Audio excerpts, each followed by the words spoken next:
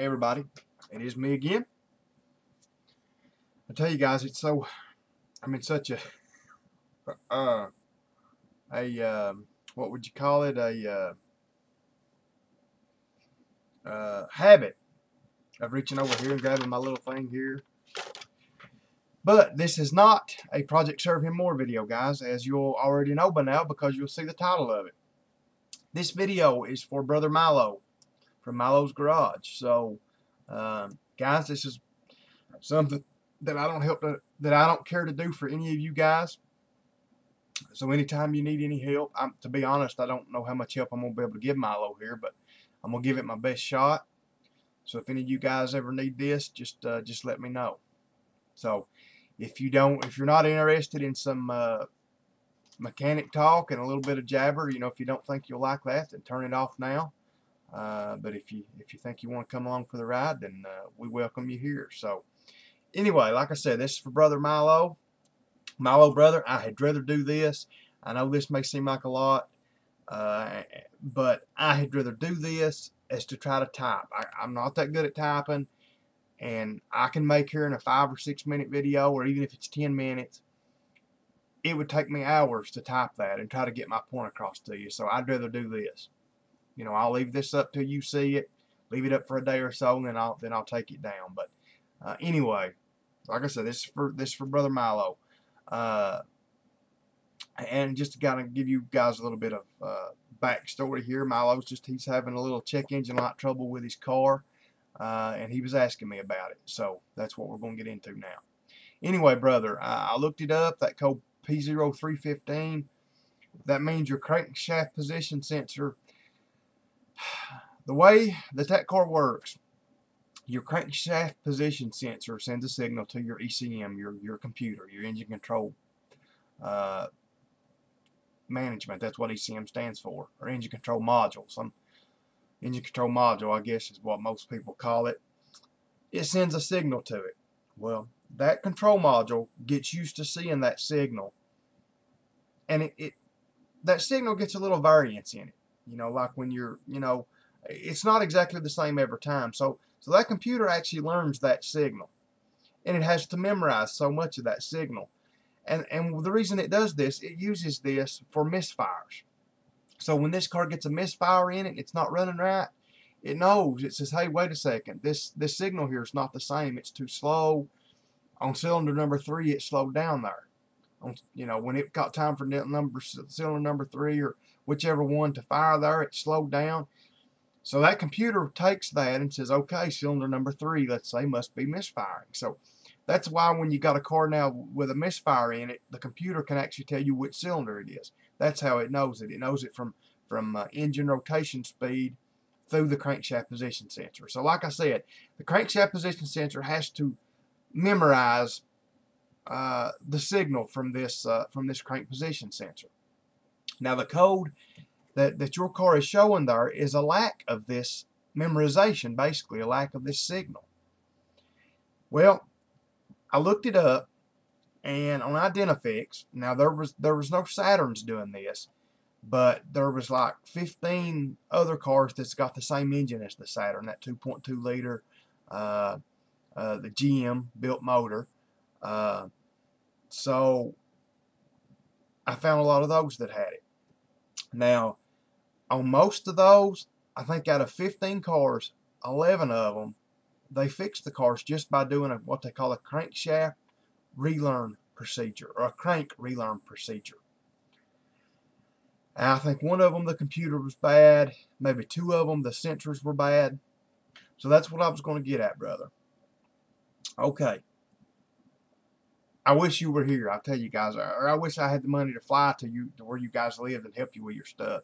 Because my Snap-on computer, if I was at your house, I could do a relearn procedure on your car in about 5 minutes.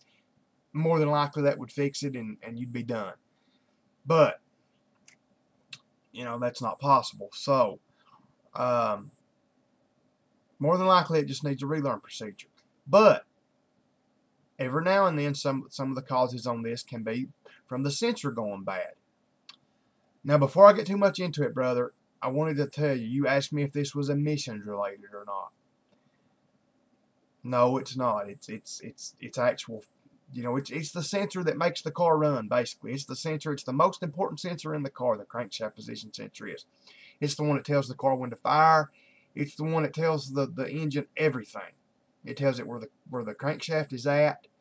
And so it figures the firing, even the fuel injection. It figures everything off this sensor.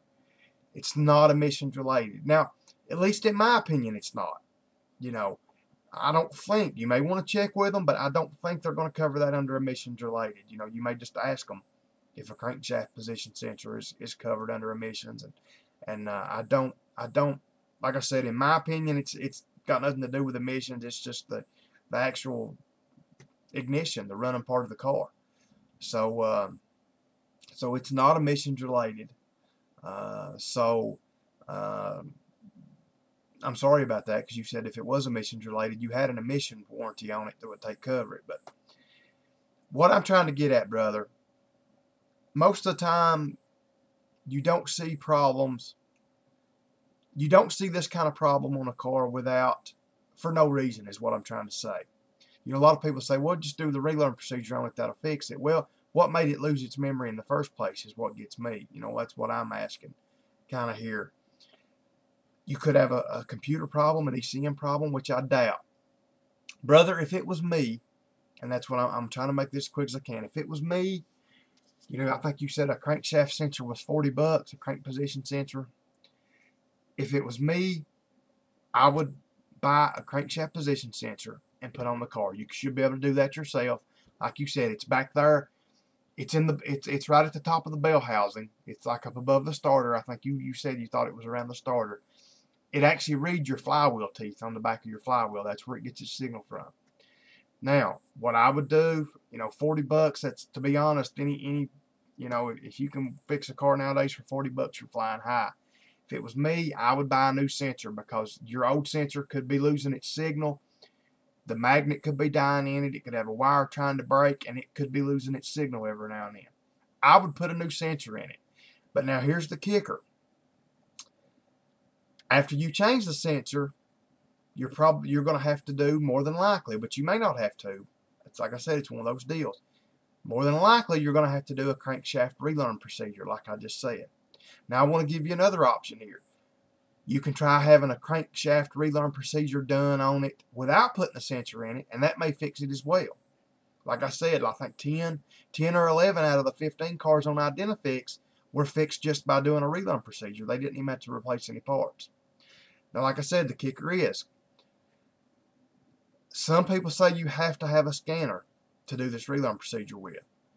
But now, I've also seen some Saturn-specific people saying that you didn't have to have a scan tool. I don't know. Now, what I'm trying to get at, brother, if it was me, try this first. If this does not work, put a sensor in it, then try it.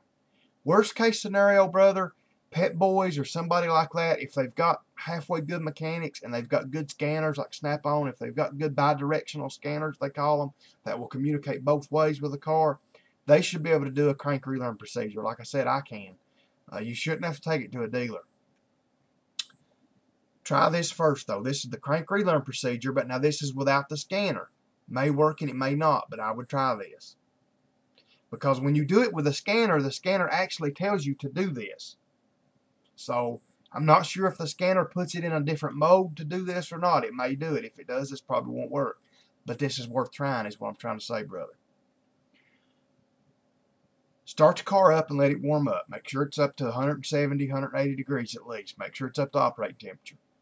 Set your parking brake. Don't forget that. Set your emergency brake.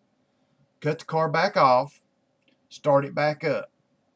Make sure it's in park or neutral. Make sure the air conditioning is off. I think that was all the parameters. It tells you to block the wheels too, but you know, that's just a safety deal. That's not got anything to do with the procedure. Now, once you get this done, brother, once you start it, make sure your AC's off, the parking brake's set, leave it in park or neutral, and just mat the gas to the floor. I know that sounds funny, but that's what it says to do. You just mat the gas to the floor. Well, when you mat the gas to the floor, the RPMs will come up. And as soon as the RPMs come up and they hit the rev limiter, as soon as it starts da-da-da-da, and you'll notice when as soon as it hits the rev limiter, the RPM will start dropping just a little. As soon as it starts doing that, let back up off the throttle. Cut the car off. You know, let the throttle come back down. Let the idle come back down. Cut the car off. Now, like I said, that's the relearn procedure that you do with the scan tool. It may work without it. It may not. I would try that. So, brother, what I'm trying to get at, try that first. See if that makes the light go off. It could do it. If it don't, I would spend the $40. Put the sensor in yourself. You can do it. You know, while you're in there too, brother, when you take the sensor out, look at your flywheel. Look at the end of the sensor. See if it's hurt. It's basically a magnet is all it is. It'll be a round shell about the size of your thumb, most of them. They stick down in there. And it reads the flywheel. Like I said, it reads your reluctor wheel.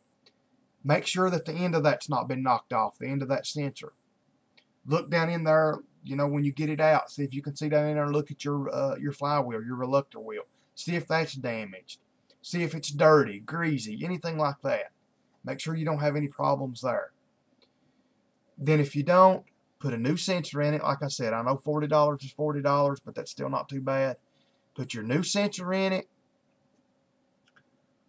Start the car up.